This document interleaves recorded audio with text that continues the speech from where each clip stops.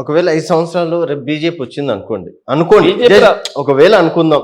So, ఇక్కడ ప్రభుత్వం కాంగ్రెసే ఉంటదా? లేపోతే ఇక్కడ కాంగ్రెసే 10 ఏళ్ల వరకు కాంగ్రెస్ రాసిపెట్టుకోండి. 10 ఏళ్ళు డౌట్ లేదు. 100%. సో, మొత్తానికి జూన్ 2 ఒక ఉద్యమకారుడిగా చాలా హ్యాపీగా ఉన్నారు. నేనేమంటున్నా, మీరు ఇంకొక 10 ఏళ్ళు కాంగ్రెస్ పార్టీ ఉంటుంది. మీకేమన్నా ఓకే. డౌటా? 100%. ఎందుకంటే రేపు మనం పథకాలు కానీ ఇవన్నీ ఆలోచన చేస్తే దిమ్మ తిరిగిపోతుంది. కొన్ని మైండ్ బ్లాక్ అవుతుంటుంది. మీరు రుణమాఫీ చేసిన తర్వాత చూడండి, ప్రజలలో నేను చెప్పిన ఆగస్ట్ 15 తర్వాత ఆగస్ట్ 15 పక్కా చేస్తున్నారు. అయితే రైతులలో విపరీతమైన ఆదరణ పెరుగుతుంది. రైతు ఓటు బ్యాంక్ తయారైంది కాబట్టి చాలా మంచిగా ఉంటుంది. ప్రభుత్వానికి డోకా లేదు. వీళ్ళనే ఏదో అని ఏది మన పార్టీని డౌన్ చేయడానికి ఏదో చేయడానికి అది ఇది అని తప్ప, కానీ కాంగ్రెస్ పార్టీ చాలా బలమైన పార్టీ. వీళ్ళు ఏం చేసినా మనల్ని ఏం చేయలేరు నేను అనేది. ఓకే. కాబట్టి ఫ్యూచర్లో కూడా నేను చెప్తున్నా, బీఆర్ఎస్ బీజేపీ కలిసి పోటీ చేస్తాయి ఫ్యూచర్లో. సో, మొత్తానికి బ్రూ ట్యాక్స్ అయితే లేదు అసలు కాంగ్రెస్. బ్రూ ట్యాక్స్ కాదు ఇక్కడ ప్రజలు, నేను అనేది ప్రజాపాలనలో ఎక్కడ అవినీతి లేదు. ఇలా మంత్రులు, ముఖ్యమంత్రి గారు రాత్రి 12 గంటలు 1 గంటలకు కష్టపడి పనిచేస్తూ ఉన్నారు. రైతులకు ఒక పారదర్శకమైన పాలన ఇవ్వడానికి కృషి చేస్తూ ఉన్నారు. రైతన్నలు ఈ దేశానికి వెన్నెముకని చాటి చెప్తా ఉన్నారు. వాడు పెరగన్నం తిని మంచిగా ఉండాలి, అప్పులు లేకుండా బాధలు బందీలు లేని రైతు కుటుంబాన్ని ఆదుకోవడానికి ఇవన్నీ ప్రయత్నం జరుగుతున్నాయి. కాబట్టి ఇవన్నీ పిచ్చి ప్రకటనలు గవర్నమెంట్ని లేకపోతే ఇంకో దాన్ని ఇరకాటంలో పెట్టే ప్రయత్నం తప్ప వీళ్ళతోని ఏది కాదు, ఏది చేయదు నేను అనేది. 100% చూద్దాం దయాకర్ గారు. ఆఫ్టర్ జూన్ 2 తర్వాత చాలా మార్పులు చేర్పులు ఉంటాయి.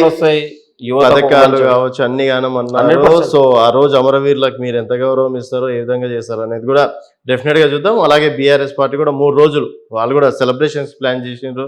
అమరవీరుల స్తూపం దగ్గర నుంచి క్యాండిల్ ర్యాలీ కావచ్చు, అవతరణ దినోత్సవ వేడుకలు కావచ్చు, మళ్ళీ అమరవీరుల సన్మాన కార్యక్రమాలు అవి కూడా వాళ్ళు కూడా ప్లాన్ చేసుకున్నారు. అదే ఇప్పుడు బీఆర్ఎస్ 10 ఏళ్ల కాలంలో ఆయన పవర్లో ఉన్నాడు.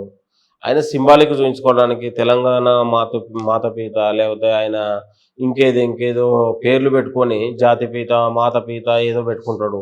నేనే ఉద్యమం తెచ్చిండు కాబట్టి ఒక సింబాలిక్ కోసం సోనియా గాంధీ ఎందుకు పిలుస్తున్నారు? అరే తెలంగాణ ఇచ్చింది, బిల్లు పాస్ చేసింది, అక్కడ ఒక ఏపీలో నష్టం అవుతున్నాయి, ఇక్కడ బిడ్డల ఆత్మ బలిదానాలు చూసి ఏడ్చింది ఆమె.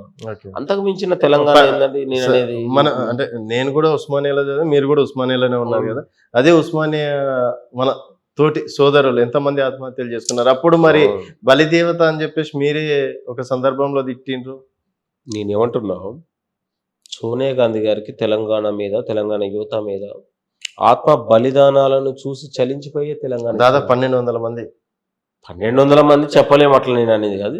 ఉద్యమం రగిలిన తర్వాత ఆలోచన చేసింది. ఇక్కడ వాళ్ళకి 2009 డిసెంబర్లో ఫస్ట్ అనౌన్స్మెంట్ చేసినారు. సో, ఆ రోజు కనుక డిక్లేర్ అయిన ఉంటే అంతమంది చనిపోయి ఒక రాష్ట్రం ఇవ్వాలంటే అంత ఈజీగా అన్ని ఆలోచన చేస్తుంది. మేధో మదనాలు జరుగుతాయి. ఒక రాష్ట్రం ఇంట్లో అన్నదమ్ములు వేరుపడేటప్పుడే ఆస్తి పంపకాలలో రోడ్ల మీదకి పోలీస్ స్టేషన్లకు వెళ్ళి నానా రచ్చ ఉంటుంటుంది. ఒక గుంట తక్కువ అటు ఇటు అయినా కూడా యుద్ధాలు జరుగుతుంటాయి. కాబట్టి ఇల్లు ఎంతో తెలంగాణ ఏపీ అంటే ఒక ఉమ్మడి ఉన్నటువంటి ఇది. ఆ హైదరాబాద్ అనేది ఒక పెద్ద ఆస్తి.